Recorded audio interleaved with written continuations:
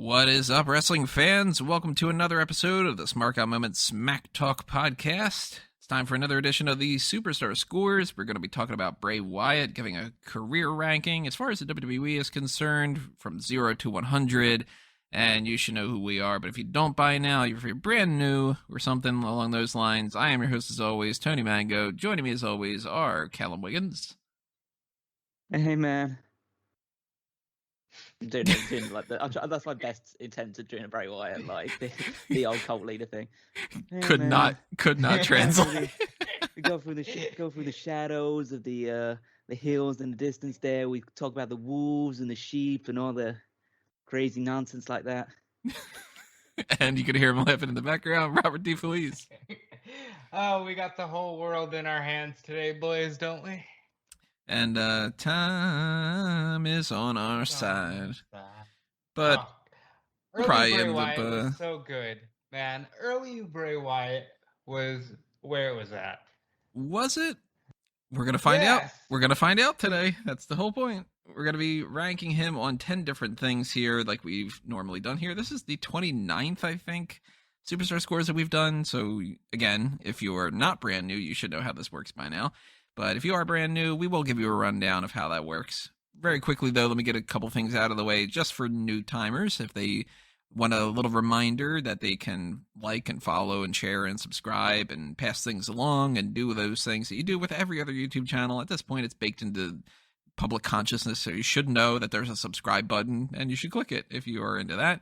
And you should ring that little notification bell as well. 1-year-old children understand the concept of hit the subscribe button and ring the bell for notifications, as sad as it is to say. Yeah, there's like 5-year-olds that know more about smash that like button more than they know about like proper English math. Or something. Right, yeah, math.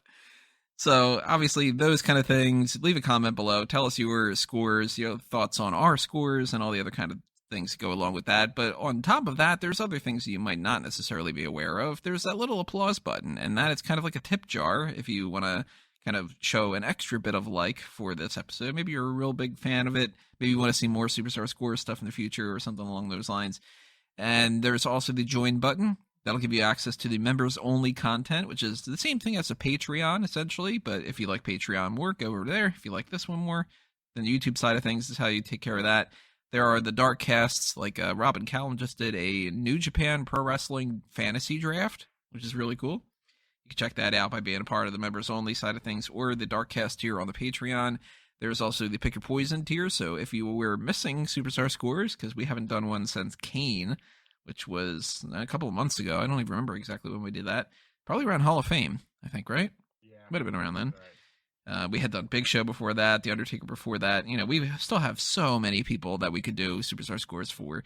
I already wrote out the scores for Hulk Hogan, John Cena, Steve Austin, and The Rock, for instance, and we just haven't gotten around to doing them yet. I also have one score for Chris Benoit that I have written out, apparently. So if you do want to see more of these... Which one it was Physique. No. If you do want more... Oh, jeez. If you want more of those things, take advantage of the Pick Your Poison tier, because that way you can request things like that, or, plenty of other things as well. So keeping that in mind, there's also the TeePublic and Redbubble shops. Go ahead and pick up some merchandise if you're interested, and pick it up as soon as you can, because they are just taking things down left and right. Every day for the past couple of days, I've had at least one t-shirt design taken down on one of those two things. Disney in particular, just really harping on it. So take advantage of that while you can. Also, head on over to fanboysanonymous.com and check out everything happening there, like the Review to a Kill series about the James Bond franchise, some movie reviews. Coming up soon, we're going to do some stuff on Batman the Long Halloween, on Suicide Squad, etc., etc., etc. So, do the same thing for the Blue brand that you do here over on Smark Moment. And that's good enough for my plugs, because you don't want to hear that. You want to hear Superstar Scores. And you want to hear what that is if you are brand new. So we have 10 categories here, which are made up of 2 categories apiece. I usually refer to them as umbrella categories, but we've got, for instance, under the first category, we've got ring skills, which is comprised of athleticism and psychology. We've got mic skills, which is charisma and character. Appearance is physique and entrance. Behavior is backstage professionalism and public relations. And then we round everything out with the crowd reaction of popularity and credibility. You can score anywhere between a 0 and a 10 in each of these little categories, with the ideal being 100, which nobody has gotten close to. Well, actually, people have gotten a little close. It looks like maybe the highest ranking that we have right now is, it might be on my end, it might be the 92 that I gave Undertaker. That might be the highest. I think I gave somebody a 93. I don't know. I need to. Oh, that's right. That over. Yep, you have a 93 for Undertaker. That's the highest right now. We've gotten a 90 on Rob's side for Chris Jericho. Looks like on Callum's, the highest might be an 89 for a couple of different people. You get an 89 for Triple H. You've got an 89 for Jericho. I'm not seeing any 90s on Callum's end, so I think that's highest for Callum. That's kind of the benchmarks. Outside of the lowest we've got, I think it's pretty much Buff Bagwell for everybody, if I remember correctly. He's a 46 on my end. Steve Blackman is my lowest one. I have Bagwell at 47. Yeah, you've got Callum's got Blackman at 50 and Bagwell at 51. Just 1 point difference between those two. And Bagwell is 47. That was the stuff, right, Callum? Oh yeah, I mean you get bonus points for the stuff, and also Blackman is one of the most overrated wrestlers of all time. He's just funny. I don't know. He's fun. Yeah, Bagwell's got a 46 for me, so that's the lowest for me. Every once in a while I revisit this. Sometimes, obviously, depending on how like public relations goes and stuff, some of these things can change. And especially when it comes to somebody like Bray Wyatt, who we could assume is probably not done with his professional wrestling career, but we're going to rank him based off of as if he was done. Like, we're judging based entirely on WWE at this point.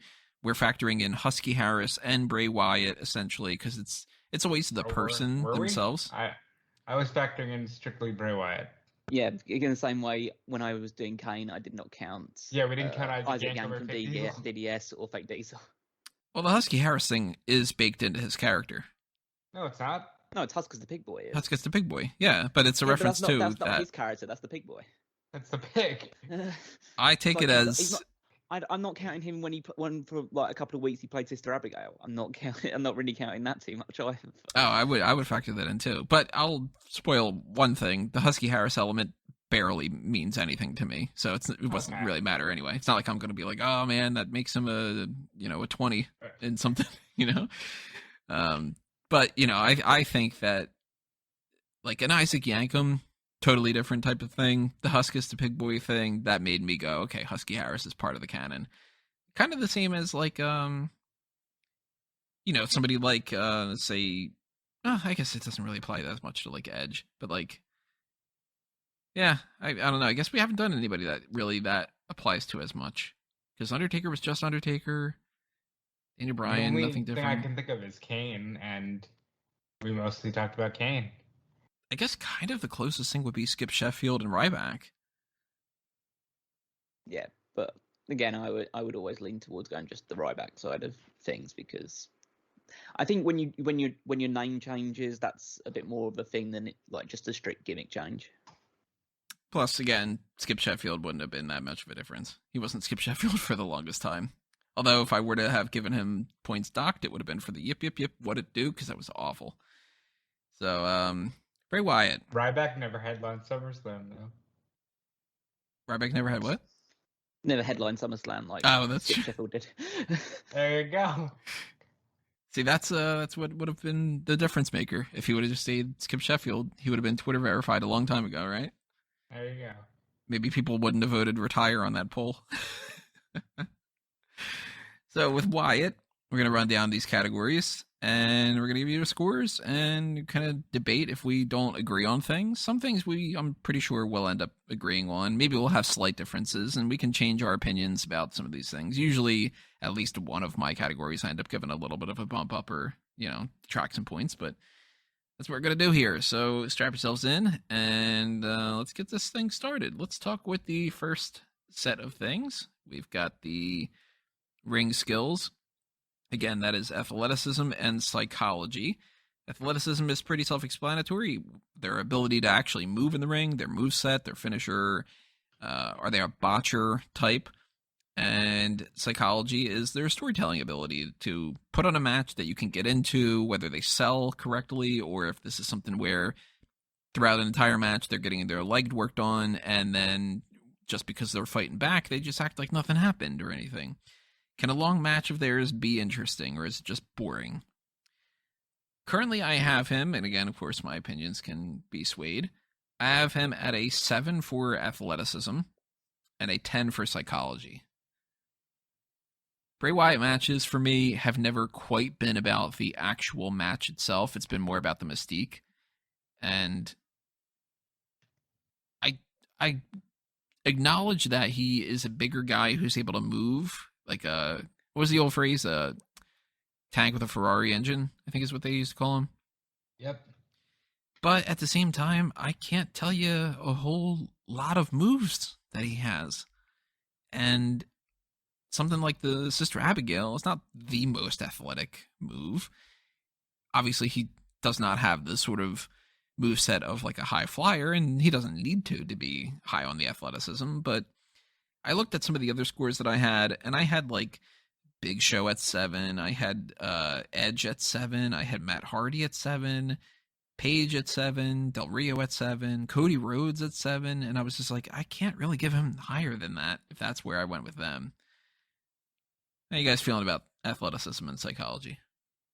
I have him at an 8 across the board for these categories. I think Bray Wyatt is a good level of athleticism for somebody his size, and I think that the psychology, while I would give it a 10, I think he gets a couple of points docked because sometimes they relied a little too heavily on it without ever really paying certain things off. Like when, for example, he stole the powers of Undertaker and Kane, and all we got was a standard tag match at Survivor Series, which he lost. And I really feel like the psychology elements could have been better played.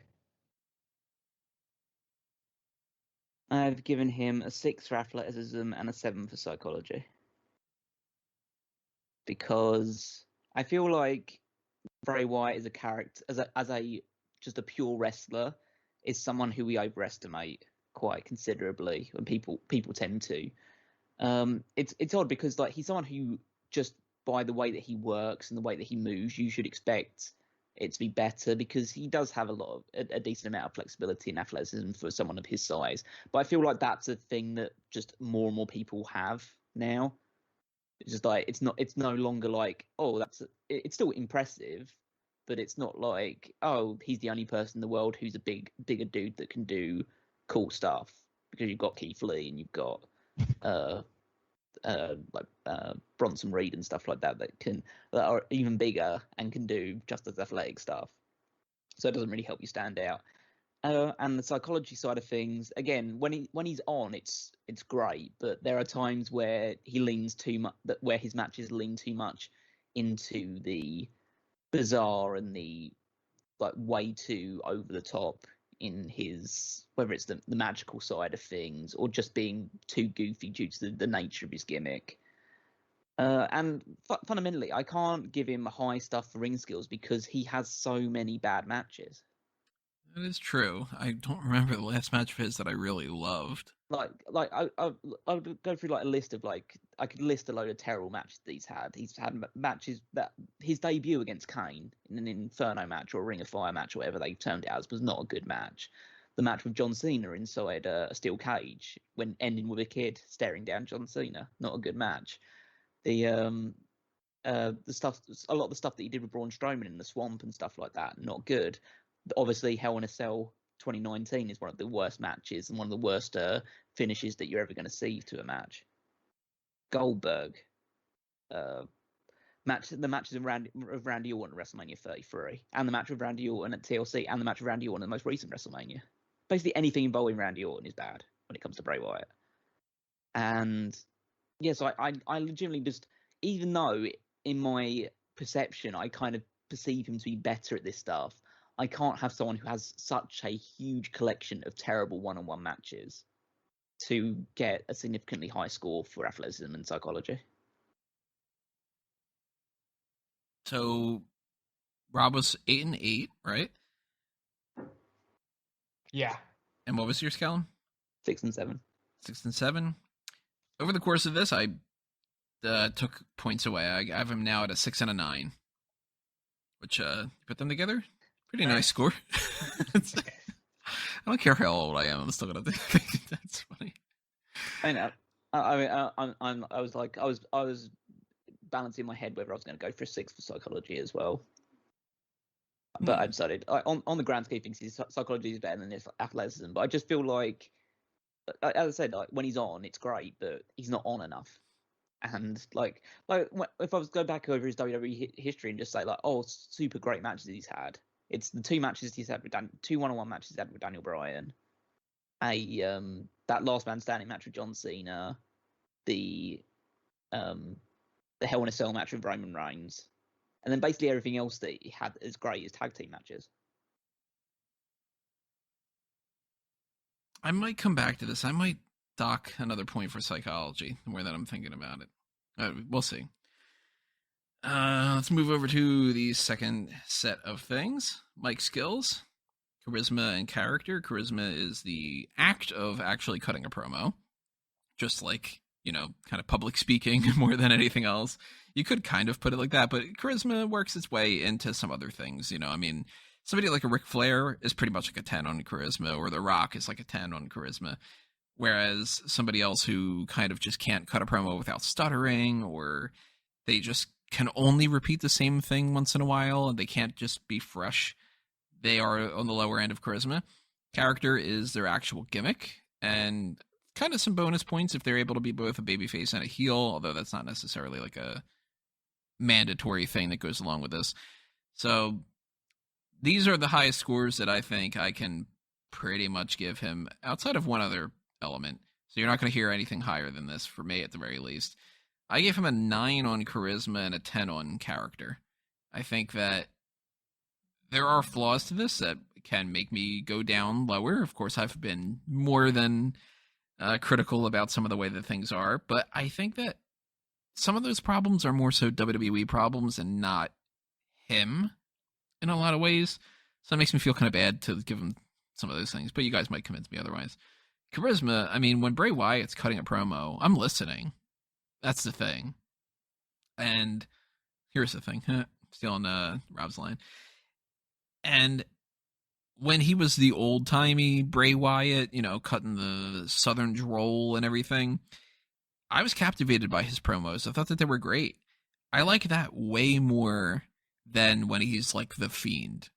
And I really liked the Mr. Rogers kind of thing, too. I think that not only works on the character side of things, but it also works on the charisma, because he took a character like that could have just been a little too silly and stupid, and he made it captivating enough where he's got enough of a dark edge to him that I'm not bored thinking he's just doing a copycat Pee-wee's Playhouse, Mr. Rogers sort of thing. So I loved those elements. I thought that the supernatural stuff was really cool when it was done well.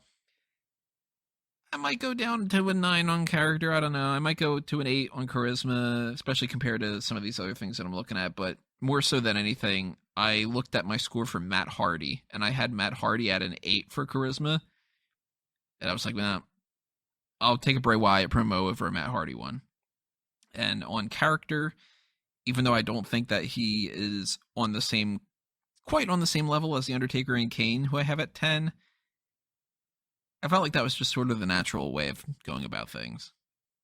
Those are the highest ones you're going to hear from me. But how are you guys doing? These are the highest you're going to hear from me, and I gave him a 9 across each category. Look, Bray Wyatt has a great character. It might have been mishandled by WWE, but he has a great character. It's not a 10 because that's The Undertaker. So, with that being said, a 9 is the best you're going to get from this era of WWE. And I think Bray Wyatt delivered, whether it's Swamp Father or whether it's Fiend or whether it's even the babyface stuff with Matt Hardy. He always believed his character, and he always did the most with the lore that the character had. And that ain't easy in today's WWE.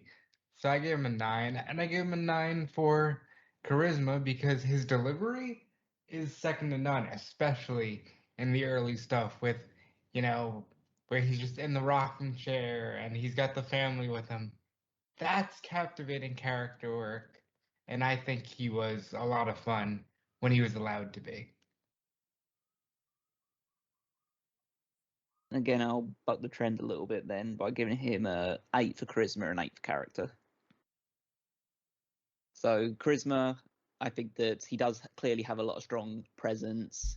When you speak, you do listen. You are captivated by the tone in which he speaks, especially in his early stuff with the as the cult leader character, and some of the stuff with obviously the Mr. Rogers thing as well. That was good, but I feel like especially towards the back end of the original Wyatt run, his promos would always be very meandering. And I know that might be just due to the fact the material they were given, but then again, that's all we've got to really work with. We don't know how much of it is them writing it in, how much a role he played in the verbiage involved in that as well. So he would meander a bit too much, and so even though you were listening to what you were saying, it wasn't making any sense sometimes, and you couldn't really tell what he was supposed to be saying, but you just kind of felt, okay, I'll go along with it anyway. And I think that really led to some of the steam coming off of him by the time that he ended up going away and then coming back as the Fiend afterwards. And I'm giving him an 8 for character because he is definitely someone who fully commits to the characters that he goes into. And I'm a huge fan of the original Bray Wyatt cult leader gimmick, but that eventually got watered down, got too heavily involved in the like the Undertaker style pyrotechnics and magic and all that other stuff, which was way beyond what the character really should have been. And then the Fiend was great for 3 months, and then it sucked for the rest of its entire run. I think an 8 is almost actually like generous considering how bad the Fiend ended up being. I blame Tony for that. I just want to say I blame Tony for that. He spoke it into existence. It's his fault. I didn't speak into existence. I just acknowledged its existence. So I think that Bray Wyatt in himself is a person who has a lot of characters in him and can perform them very well. I just think that what we actually ended up seeing on screen has to dock points for it, because whether that was WWE taking the reins from him and doing that, at the end of the day, he let that happen. Or unfortunately, he's the recipient of the fact that that did happen, and I don't feel like it's right to change his score, because it's not Superstar Scores Wyndham Rotunda. It's Superstar Scores Bray Wyatt, and Bray Wyatt as a character gets affected by the verbiage the character is given and the direction they're given by creative as well. So what are your scores again? 8 and 8. 8 and 8, and mine were 9 and 9. 9 and 9. I'm totally willing to bump down that 10 to a 9 because I don't like the idea that he's right on the same par with Undertaker and King, because it's not the same to me. But I'm going to be potentially a little bit higher with 9 and 9. I'll keep that going at least for now. All right, so moving on from there, we're going to go over to the appearance grouping. We've got physique and entrance. They are very self-explanatory. You know what a physique is, and you know what an entrance is. I don't think I really need to explain them. But what I should explain, if you don't know, under the physique side of things, is that we are sponsored by Manscaped. And if you head on over to manscaped.com, you can check out all the different tools they have there, because they are the world's best in men's grooming tools for everything down below. They've got lots of different products that we have talked about here, and we are not only sponsored just by telling you that their products are great, but we also have a promo code for you guys to take advantage of. You should know this by now. We've been talking about this for a while, but if you don't know, if you are brand new, if you head on over to manscaped.com and use the promo code SMARK, SMARK, just like the website, you will get 20% off your order, no matter what it is, and you will also get free shipping. So if you want to pick up something like a pair of their boxers, then you get the same kind of deal as if you get the Performance Package 4.0, where you get all-in-one grooming kit and all the different products that they've, not all the different products, but most of the different products that they've got going on there, because they actually have a wide variety of things for you to pick from. Lots of things that Bray Wyatt probably should have been taken advantage of at some point, right? Kind of imagine that he could use the shears and maybe kind of trim up that beard a little bit. He has over the years. Maybe he is a Manscaped person. I think so. I think Bray Wyatt understands what he needs to do to keep himself in the game, and all of our listeners should understand what they need to do by heading over to manscaped.com and taking advantage of all their products, not just the lawnmower or the weed whacker, but even basic stuff like the shear kit with the nail clippers and stuff like that. There's just so much good over at manscaped.com. Maybe good old Southern boy Bray Wyatt was using the crop cleanser and the crop preserver and did such a good enough job that he could just level up and start off with JoJo or something. Yeah, I mean, you don't want to get any. You got to keep those pesky flies away from that area. That's they true. can bite. So keep those away, and then certain other people would be more inclined to go, "Let me in," and they'd be more inclined to let you if you have some good have a good looking area, have a good looking package down there.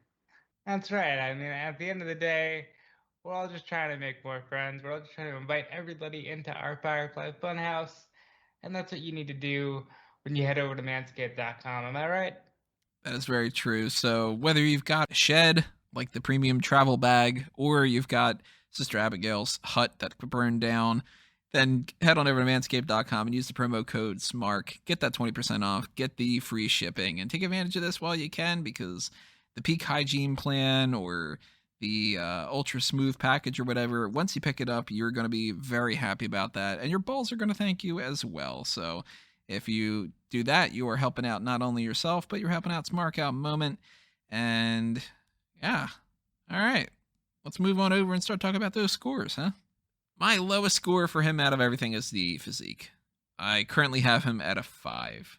I looked at some of the other rankings that I have. I have Shane McMahon at a 5. I have Mick Foley at a 3. I've got Santino at a 5. And Daniel Bryan at a 5. And I thought, well, I can't really go much higher than that, can I? If that's how I was ranking those things. So before we split over to entrance, let's focus on the physique. Am I being too harsh? Am I not being harsh enough? I'm at a 7. I think he's good for his size. And I think he brings an interesting look to wrestling. So I like his physique. Yeah, I've got him as an 8 for physique. Because he's not supposed to be chiseled or anything like that. It would totally defeat the actual aura of his character to be like chiseled and in good shape. If he was to look like John Cena, he wouldn't be Bray Wyatt.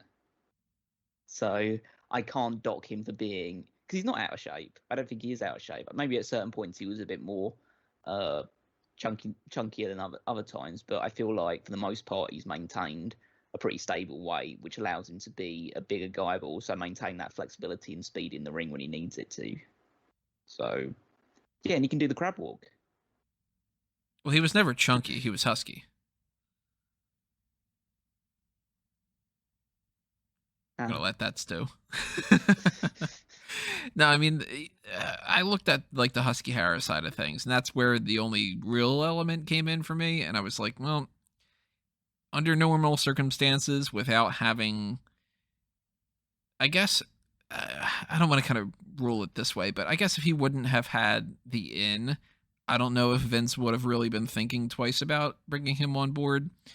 And he did seem to progressively lose weight over time, which at no point do I feel like his physique helped his character or necessarily hurt his character. So it was pretty much, I agree that like if he looked like John Cena, he wouldn't necessarily have this sort of character, but he still could have, just under the other kind of ring gear that he has.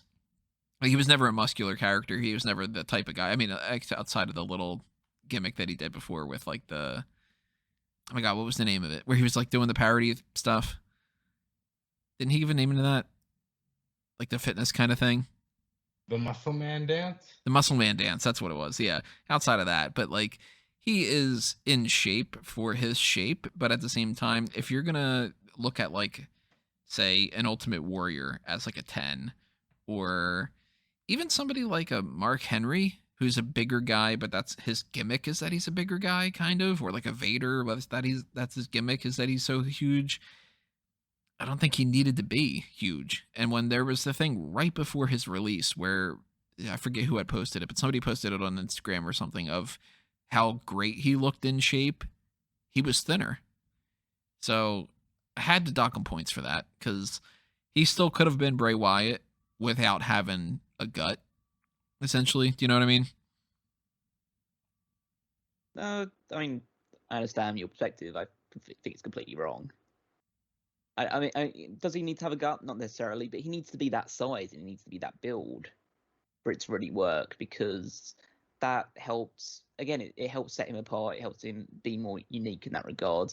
It's the reason why I don't think he could do that character, particularly the Fiend character, because a huge part of his ring work and everything that he would do is based around the fact that he could turn really quickly and have a lot of power and like dynamism in his moves, but still, because he's a bigger dude, like hit people with more weight and stuff like that. Like one of my favorite moves that he does is the that immediate clothesline that he does, and he needs to have, his arms are huge.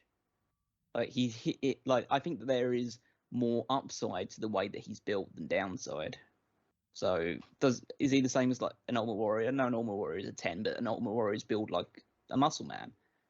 And so that's part of it. But I feel like Bray Wyatt shouldn't be penalised for the fact that he is overweight if it doesn't actually hinder his character. And I feel like it actually, I don't say it elevates it, but I feel like it actually helped set him apart as someone on the roster, particularly at the point of his debut.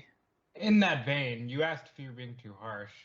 I think you're being too harsh on Mick Foley. Why the fuck did you give him a 3? Like, come on now. You could bump that up. I think also we have to point out the fact that it's difficult to judge someone like Bray Wyatt's physique because Bray Wyatt never actually shows too much skin. So the only thing we had a sign of him when he wasn't wearing outfits is when we're doing Husky Harris, and as me and Rob already said, we're not taking Husky Harris into account in our scores. So he's someone who's always covered up in the same way that a Shane McMahon or a Mick Foley is always covered up. Obviously, Mick Foley wasn't so covered up when he was in like ECW or WCW. Or wearing spandex. And I would say that Mick Foley is a bit more akin to having a lower score for me. I can't remember what I ended up putting him at, but because he's someone who just actually looks out of shape, but the reason why he got over is because he just threw his body all around the place. I know he's in good ring shape, but he doesn't look like he's in shape. Whereas Bray Wyatt looks like he's in shape, just has a bit of a gut. You have Mick Foley at a 4, according to my spreadsheet. Yeah, I'd say his body shape, from what I saw of it, is lower than average, whereas I think Bray Wyatt is in good shape for like a strong built guy who is a bit rotund. Yeah. Yeah. But I mean, Rob, you've got Mick Foley at a 3. I have Mick Foley at a 3. I didn't know that. Yeah. So fuck you, buddy. All right, pot kettle. Yeah. See, I guess that's probably the reason why that I've gone with like slightly higher with that thing then, because I seem to have a bit more of a akinness to the bigger dudes. Don't feel like they should just be penalised for being out of shape. Like, I can't look at Bray Wyatt and say he's a midpoint or anything like that. Maybe I could be convinced to drop down to a 7 rather than an 8, but I just feel like he's in better shape than like the average wrestler, just because of the fact that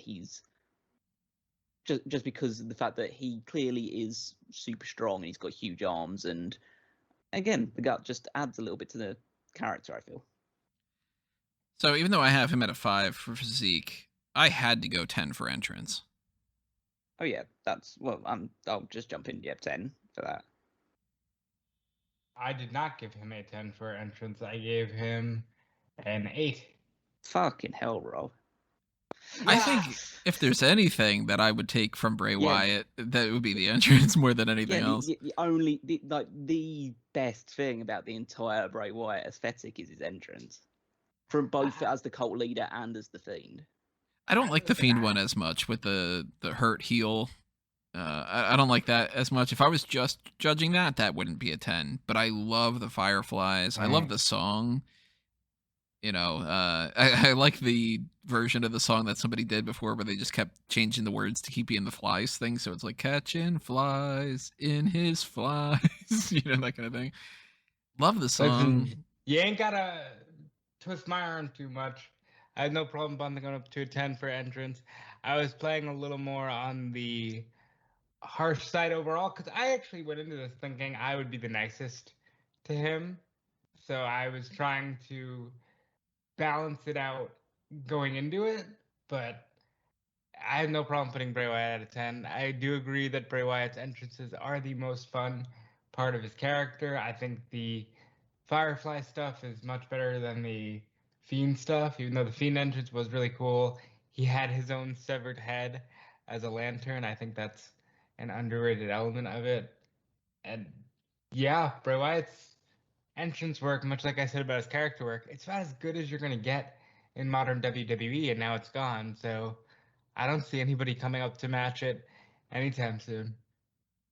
Also, for reference, the only 10s that I have for entrance, for anybody who's curious, I have a 10 for Jericho, I have a 10 for Goldberg, and Undertaker and Kane. And that's kind of where he fits in my mind.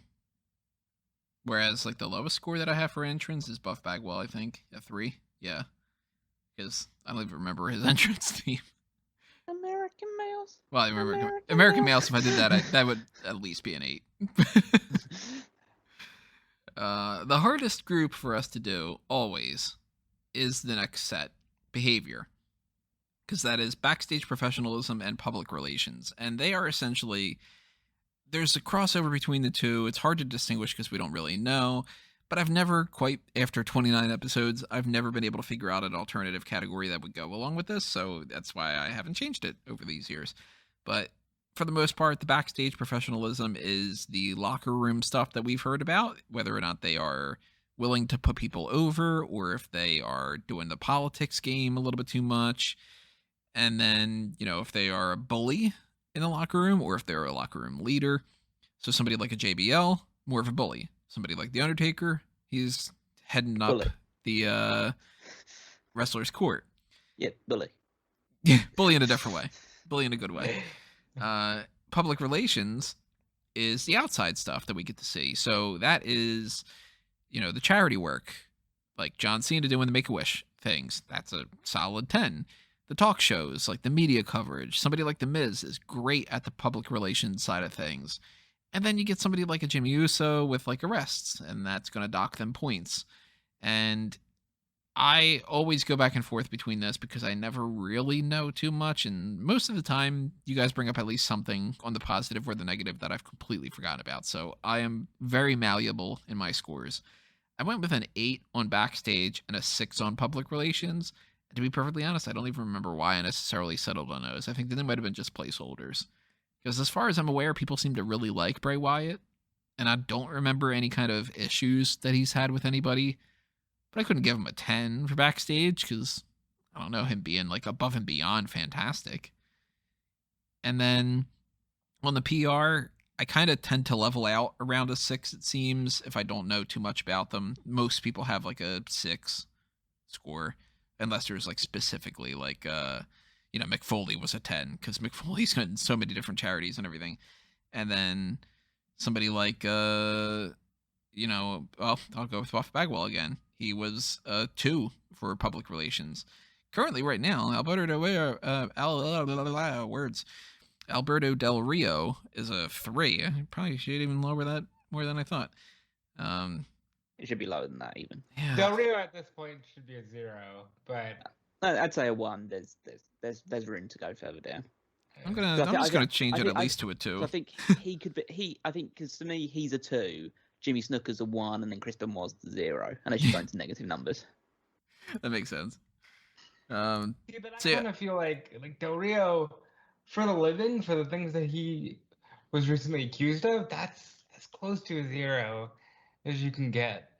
I kind of feel like murder is like the level that you get to where you really hit the low points in the rest of the side of it. Once he kills someone, then he can definitely go there as well. But like until we find until that body is dug up, we're not going to be.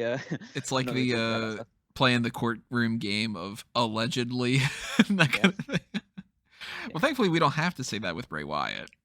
At least not that I'm aware of. I don't know. Are there any skeletons in the closet? I mean, to be fair, he did come to the ring with a severed head, so that's. But it was his own head, so that's okay. That's true. That's even worse. Then that's like, I don't know. Well, it's like, how would you describe it? Like surviving suicide, almost. Is that legal? I don't know. I don't know, because like he's still alive, but he killed himself, so it's weird. Does he get points docked for how many times that he's killed Rambling Rabbit? You know, now that you mentioned it, maybe we should. Animal cruelty, yeah, that's good. Right, yeah. Is there some kind of like a puppet aside or something? I leveled him out at that was like the entire what was that entire movie of Melissa McCarthy and the Muppets, or the puppets they had in there. I know what you're talking about, but I didn't see it. No, that was essentially like a Muppet snuff film.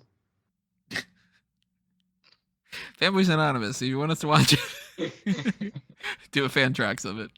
A snuff it film. Yeah, there you go. I love him out of a 7. He seems like a nice guy. I haven't heard anything terrible. I mean, the most bad anyone is going to say about him is that he cheated on his wife. And that's neither here. That's shitty. But that's like, you know, not the levels of like Del Rio, Benoit, Snuka that we're talking about here. That's just stuff happens in life. So I put him at a 7. For both? Yeah. In Backstage, I'd put him as an 8 because he seems to be a guy who is like really well liked. Obviously, considering the outpouring of people coming out after his releasing, like a dude that was quite respected on that side. But I kind of also talk when I think of Backstage Professionalism, I talk about their relationship with management as well. And at least by some reports that came out following his release, he did seem to have a bit of a passive-aggressive attitude towards creative, not entirely like not understandable or anything like that, depending on considering some of the stuff that he's given. But when you have that sort of reputation as like, okay, this guy might be slightly difficult to work with, not from a wrestler standpoint, but from a creative and writer standpoint, then that might document a little bit. PR, I've got him as a 6 as well, mainly just due to the fact that, like, if I was like an average, I kind of see Bray Wyatt slightly above that because he's a guy who did do some Make-A-Wish stuff. He seems like he'd be more than willing to do that, but by the nature of his character and his gimmick, he wouldn't do many talk show or wider appearances like that. So he's not someone who WWE would lean on particularly heavy to do that sort of stuff. And then there's also the cheating on his wife thing, which is, again, it's just a little detail. Again, it's not saying that like carried him on for the rest of the career or people brought it up very often and stuff like that. And it seems to be like far in the distance at this point, but you know, that's something that can at least paint the personality a little bit worse than otherwise it would be. But I think a 6 is fair. Just a guy who just does his job and doesn't really get called upon to go above and beyond that side of it, really. Yeah, see, sometimes with public relations, a lower score isn't necessarily you've been doing bad things, it's kind of an absence of good things. And like he isn't doing or wasn't doing media tours, and he wasn't the face of Make-A-Wish, and he wasn't somebody who was going out and when they would do some interviews of like, hey, WrestleMania is coming to whatever stadium, he wasn't the guy that they were talking to. They were talking to the Charlotte Flairs, and they were talking to the Roman Reigns and so on and so forth. So points docked for that. I mean, you can't say like this person's a 10 for not doing things, but that's not his fault in some ways either, because it's his character. I gave a higher score to The Undertaker because Undertaker still did do some of those things back in the day. But yeah, I think it balances out a little bit. And then we've got the final 2 here. We've got popularity and credibility under crowd reaction. Popularity being pure popularity, you know, the merchandise sales and the ratings, if they're champion at the time, if we can kind of extrapolate that data.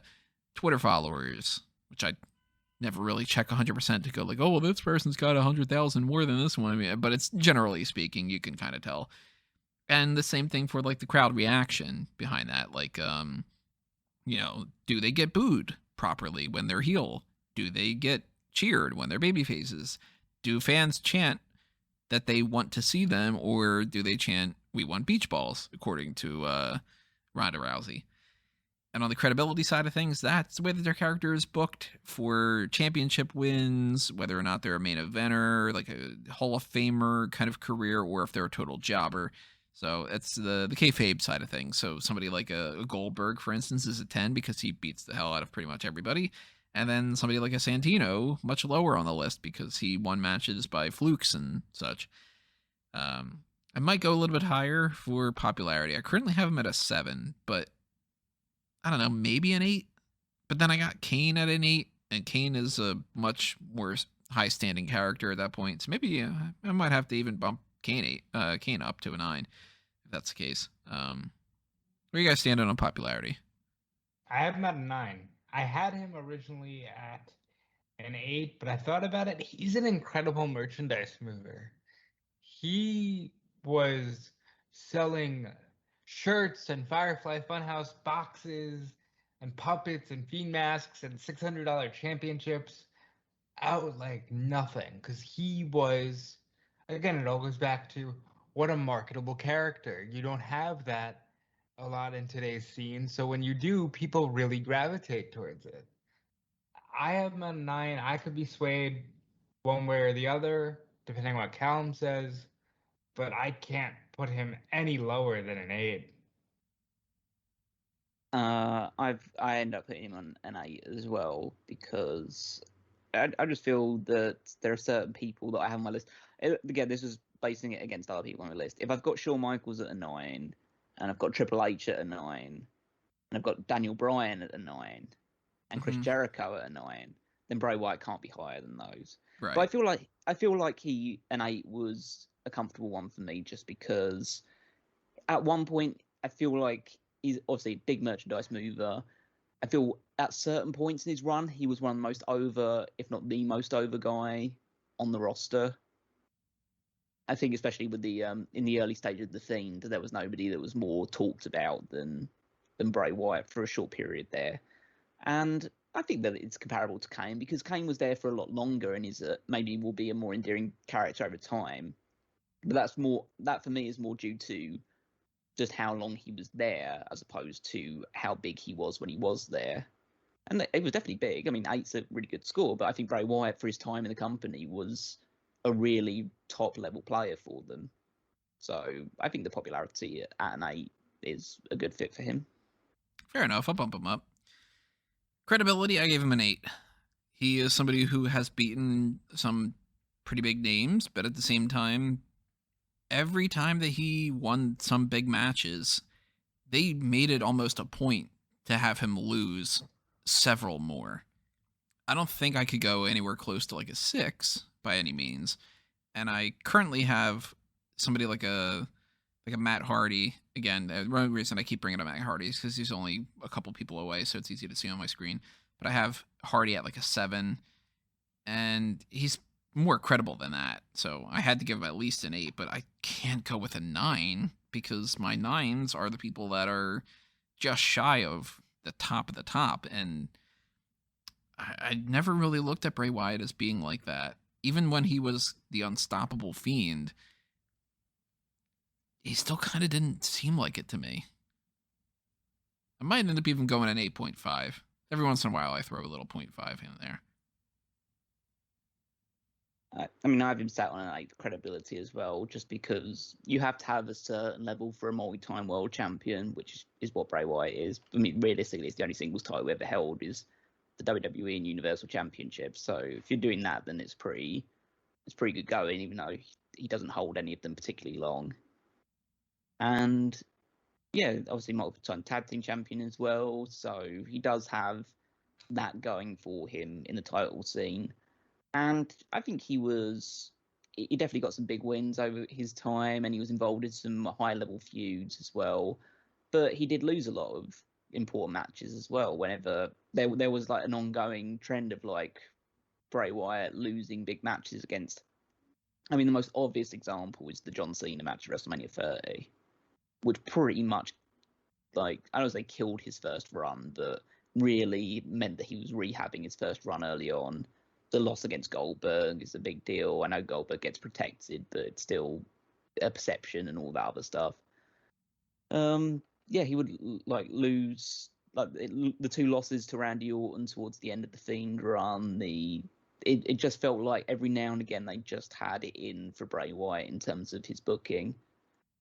And yeah, so that's why I would dock him a couple of points for it. But I think I is at his sort of level. I also have him at an 8.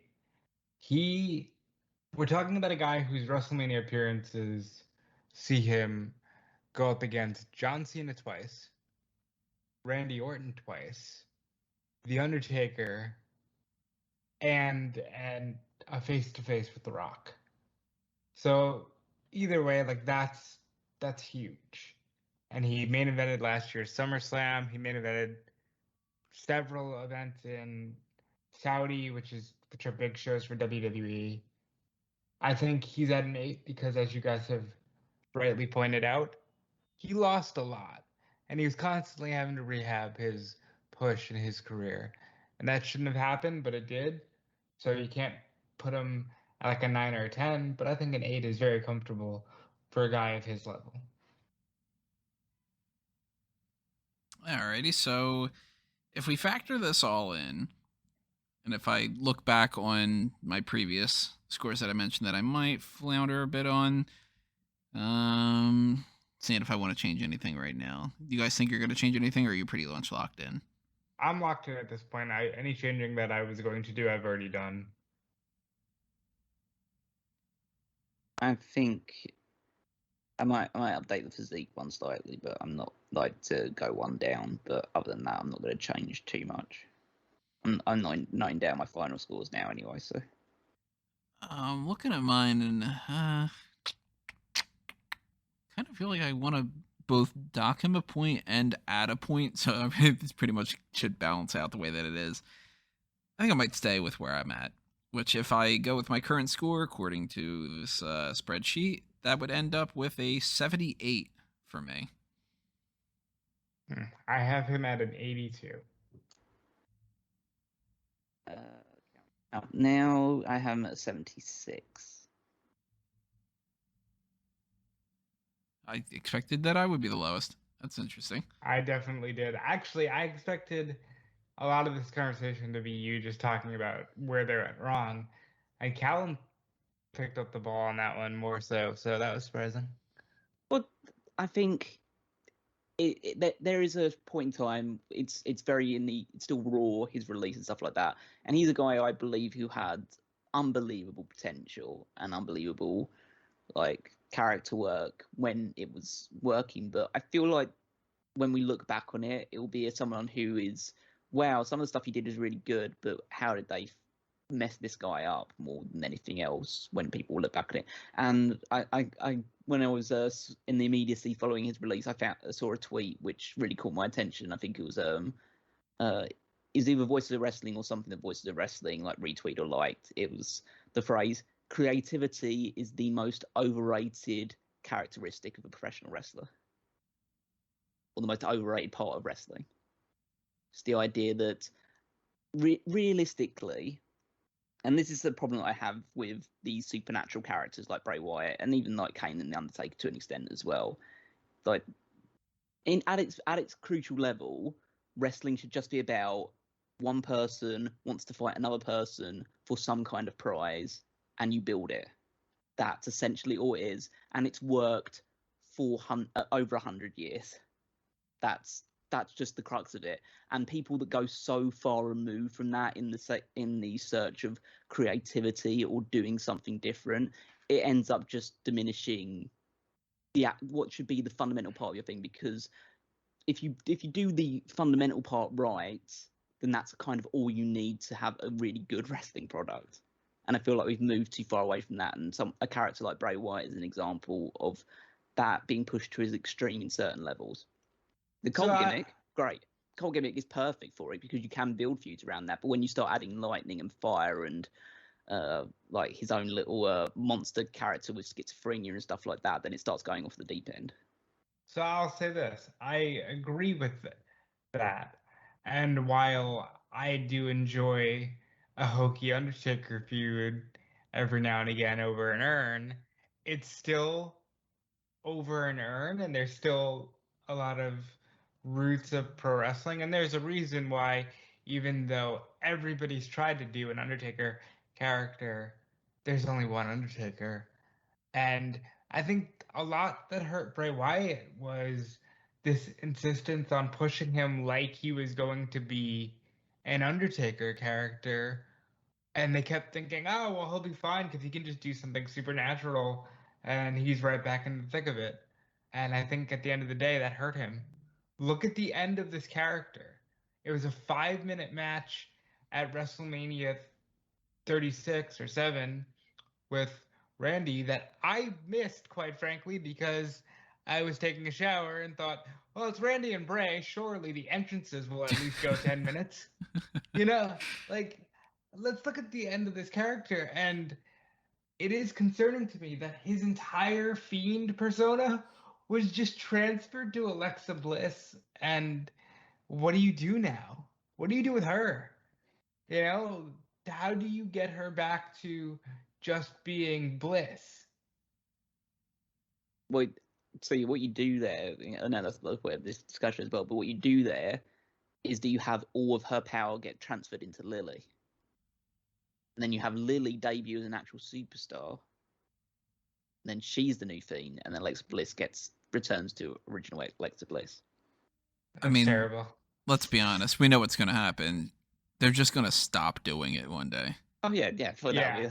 She'll just go off TV for a couple of months and come back as Alexa Bliss, and then we'll move on.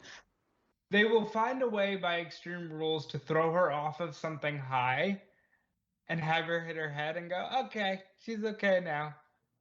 Maybe some like fairy godmother is going to come along that's like the opposite of Sister Abigail, and she's going to like cure her with some glitter, glitz, and well, she's going to go back to the NXT character. Well, I mean, at some point down the line, we're going to do some kind of Superstar scores about Alexa Bliss, and it'll be interesting to see how she weighs in with the basically Bray Wyatt. I've been calling her in some articles female Fiend or Fiendette, just because that's kind of how it is now. She's the Fiend. There is no more Fiend. And if we were going to... It's a weird set of circumstances. If we were going to, of course, rate just Husky Harris, if we were going to just rate The Fiend, if we were just going to rate the Firefly Funhouse version, I'm sure different scores for different things, but overall scores, if we combine everything together and we combine our scores together, ends up with a 78.67, which again, might not sound too great, but that is a quite high score. Remember, 78.67 out of 100.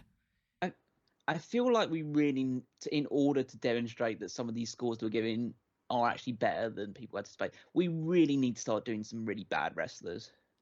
That's true. We probably should do some really terrible ones. If the lowest ones we've got so far are Steve Blackman and Buff Bagwell, we really could be diving into the absolute depths of professional wrestling. We haven't done one for fucking Great Carl Lee, or that would be fun. I think we could do like an episode where we just say, okay, here's 5 or 10 terrible wrestlers, and we're just going to do Superstar Squad on them just to balance things out. So we get the Great Carl Lee, we get Giant Gonzalez, we get James Ellsworth. We just chuck them all into one giant, like, here we go, and now you understand what you can get if you get really low scores in this thing. I don't know who, off the top of my head, who I would end up probably giving the absolute lowest amount of scores for. Giant Gonzalez sounds about right. It might be, because I mean, because we had no idea about his public relations stuff or anything like that. True. So, like, we'd have to just try and dig up some things about. But I assume that, well, as a wrestler that was growing up in the 80s and like the late 80s and early 90s, I assume he got up to some shit. But like that's just part of the course at that point in time. I'm trying to think of someone who would be pretty low down for. I mean, Great Khali Lee. Yeah, but he's not going to get scores. Yeah, that like those kind of things would save him a little bit, but like his ring score, of course, is not going to be good. Oh yeah, well that's the point. We would get some people that are more on the overall lower end of scales, because the lowest ones we've got are in the high 40s, like low 50s. So we basically said, okay, so that should be what the average is, and we haven't gone beyond that point. Some really terrible ones. I'm curious. Drop a comment below. Tell us who you think could potentially be fitting for that kind of thing. Because when we get some blank weeks coming up, they don't have to be necessarily tied into exactly what's happening in the current events. Like right now, we're doing this Bray Wyatt one because it's fresh. But if we get a blank week in September or something, and it ends up being like, all right, well, what do we do? I don't know. How about we do Superstar Scores? Blah blah blah. That kind of do. Like Superstar Scores the squat team or something like that. Sid would be an interesting one. Oh, Sid would be fun. I think he'd end up higher score for me than anybody else. I don't know. Maybe Rob might give me a run for his money. I do still want to see. Man. Sid's a lot. Sid stabbed and nearly killed Art Anderson. There's some people that I think it's interesting just because of the way that people bring up certain names. Like obviously we joke around about Mabel a lot. I would be interested to do Superstar Scores Mabel to talk about just like how he actually ranks. We always bring up Kevin Nash for arguments. I think that'd be interesting. Virgil will be interesting. Virgil will be very interesting. Ted DiBiase would be very interesting. Just to see where he is. I mean, any kind of legend and any kind of person who, any person at this point, outside of like, I can't imagine really going into a super deep dive about like Superstar Scores, super crazy. I'd love to do Nails because Nails is a terrible wrestler, and then he also held up Vince McMahon. So it's kind of that'd be low on the backstage. Nails would be somebody who's lower than that 50. I'll tell you that. Yeah. So keep in mind that kind of idea. Drop a comment below if you want to tell us any kind of suggestions you have. Tell us what your scores are. Tell us how you think we ranked Wyatt, whether it's, you got some way too high on that one or really low on that one. What the hell's going on? Whatever that might be. And make sure that you are following us for the next things that are coming up, which, I don't know, Hot Tag's at least coming up next after this at some point, and some other things heading down towards that SummerSlam side of things. And then God knows what else. I don't know. I've lost track of things. But if you are subscribed to the channel and you follow the Facebook and Twitter accounts at Smark Out Moment, and you check out everything that's happening on the website, then you'll see when things go up. Especially if you have those email alerts, then you'll actually get the email that will tell you that something gets posted. And you can follow us individually. You can check out all the other things we have going on. I mentioned Fanboys before, but if you want to go to Tony Mango on Facebook and Twitter, you can check out all the posts that I have funneled in through there. And whenever I just feel like tweeting stuff every once in a while, you can follow what Rob has going on at Dude Felice. Yeah, and you can check out everything going on at Fightful.com and Fightful Select.